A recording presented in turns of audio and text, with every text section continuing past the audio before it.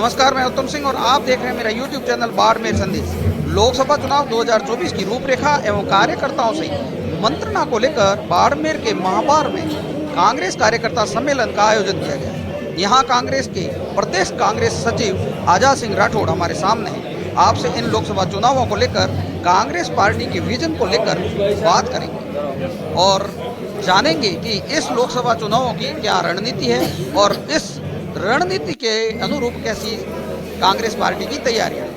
कांग्रेस है उम्मीदवार राम जी बेनीवाल। इस बार कांग्रेस पार्टी ने हमें बहुत मजबूत प्रत्याशी दिया है और इस बार जो है ये चुनाव मुद्दों का चुनाव है। मुद्दे पे चुनाव लड़ा जाएगा और कांग्रेस जो मुद्दे लेके आई है निश्चित तौर पे ये बाड़मेर की जनता की भलाई के लिए हैं। और अब पिछले 10 सालों से जो झूठे वादे थे, झूठी जो बातें थी, अब उनका ख़त्म होने का वक्त आ गया है और लोगों ने जान लिया है, पहचान लिया है, समझ लिया है कि झूठों वादों की जो मियाद है वो ख़त्म हो चुकी है।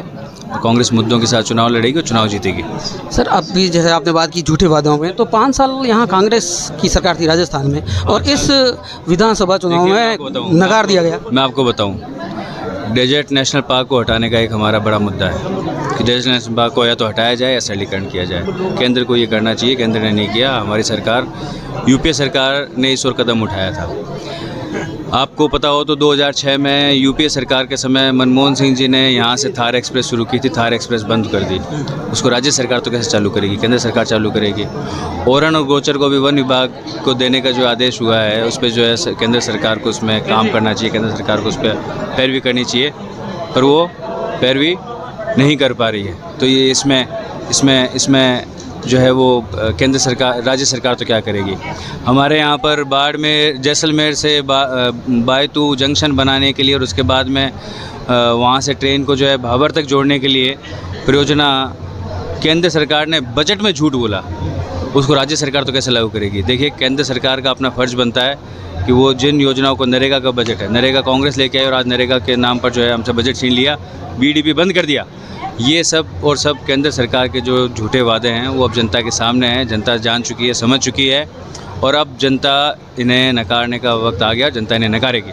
अब अगर आज लोकसभा चुनावों की बात करें तो यहाँ से त्रिकोणीय हो गया है और ये सबसे हॉट सीट होने जा रही है, तो कैसा लगता है वास्तव में हॉट सीट है या माहौल बनाया जा रहा है? लोकतंत्र में चुनाव होते हैं, लोग मुद्दों के साथ आते हैं, जनता उन्हें पसंद करती है, जनता चीज़ों को समझती है और उसके लिहाज से मतदान करती है और उसके बाद में प्रत्याशी जीतता है। इस बार जैसे मैंने बताया कि बाड़मेर की जनता बीजेपी के झूठे वादों को जान चुकी है, समझ चुकी है और अभी तक जो बीजेपी के सांसद रहे उन्होंने यहाँ के लिए कुछ भी नहीं किया, इसीलिए अब उनका नकारा जाना तय है और हमारी जीत जो है इस बार निश्चित है। और हमारी जब जीत होगी उसके बाद में यहाँ पर उन सब मांगों के और जिन मुद्दों पे हमने वोट लिया है उन्हें पूरा करेंगे। हमने पहले भी पूरा किया है।